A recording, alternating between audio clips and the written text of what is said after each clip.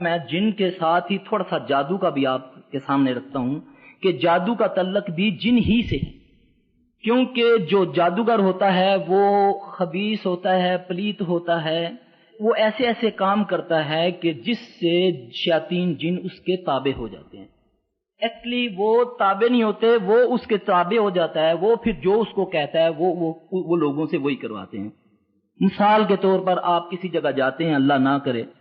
کسی جادوگر کے پاس، مشہور تو وہ یہ ہے کہ یہ بہت پہنچا ہوا بزرگ ہے، جیسے ہی آپ اس کے سامنے گئے اس نے آپ کو دیکھتے ہوئے نہ آپ کا نام پوچھا، نہ آپ کے گھر کے بارے میں پتہ کیا، بس آپ کو بتا دیا کہ آپ یہ ہیں، آپ نے یہ کیا، آپ وہ کرتی ہیں، آپ کو یہ تکلیف ہے، آپ کو یہ مسئلہ ہے، آپ کو یہ مسئلہ ہے۔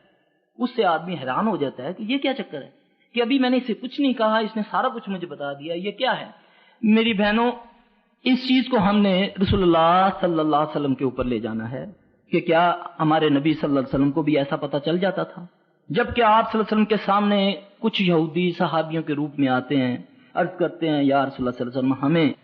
کچھ لوگ چاہیے تبلیغ کے لیے، آپ اپنے ساتھیوں سے ہمیں دے دیں۔ آپ کو یہ بھی نہیں پتہ چلا، حالانکہ وہ یہودی تھے، آپ نے ان کو دیا، وہ انہوں نے جا کر ان کو قتل کر دیا، شہید کر دیا۔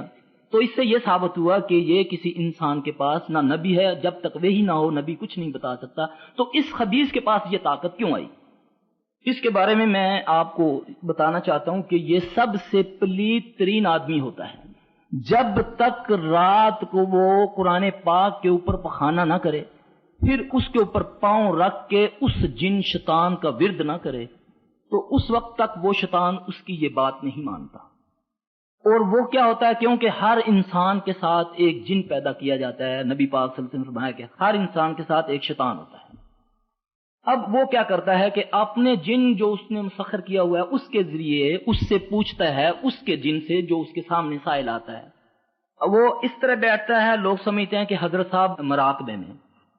حالانکہ وہ اس جن سے گفتگو کر کے سب پوچھ رہا ہے کہ یہ کہاں سے آئی ہے، کیا ہے، یہ کیا ہے۔ وہ اس کو چند منٹوں میں بتا دیتا ہے اس کے بارے میں، وہ اس کو بتا دیتا ہے، وہ کہ لوگ سمجھتے ہیں کہ یہ بہت پہنچا ہوا بزرگ ہے۔ میری بہنوں، ان چیزوں سے ہمیں بہت بچنا ہے اور اپنی بہن بھائیوں کو بچانا بھی ہے۔ آپ یقین جانیں کہ ہند و پاک میں نے دیکھا ہے کہ اس قدر اس کام میں ضلالت ہے کہ جو زیادہ شعبدے بازی کرتا ہے، جو اس گلاس کو اٹھا کر ذرا ہوا میں معلق کر دیتا ہے، ہم سمجھتے ہیں یہ پہنچا ہوا ہے، حالانکہ یہ پلیت ترین لوگ ہوتے ہیں۔ ان سے بچنا چاہیے۔ رسول اللہ صلی اللہ علیہ وسلم نے فرمایا جو جادوگر کے پاس جاتا ہے، اگر اس نے جا کر اس کی تصدیق کی تو وہ پھر ہم میں سے نہیں ہے۔ تو میرا بتانے کا مقصد یہ ہے مختصراً کہ ان چیزوں کی وجہ سے آج جو آدمی ان لوگوں کے پاس جاتے ہیں وہ ان کے سحر میں ہو جاتے ہیں،